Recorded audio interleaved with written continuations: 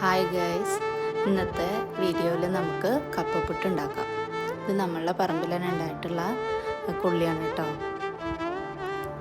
ഇത് നമ്മൾ ഉണക്കി പൊടിച്ചിട്ടല്ല ഉണ്ടാക്കണം. ഇത് നമ്മൾ പച്ചയിൽ തന്നെ ചിരകിയിട്ടാണ് സാധാരണ ഉണ്ടാക്കുക.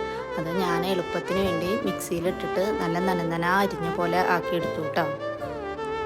എന്നിട്ട് സാധാരണ പോലെ പിട്ട് തയ്യാറാക്കണ പോലെ നമ്മളതിൽ തേങ്ങയും ജീരകവും ഉപ്പൊക്കെ ഇട്ടിട്ട് ആ പൊടി നന്നായി ഉലർത്തിയെടുക്കുകയാണ്. എന്നിട്ട് സാധാരണ രീതിയിൽ പുട്ട് ചുടുന്ന പോലെ നമ്മൾ പുട്ട് ചുട്ടെടുക്കുകയാണ്.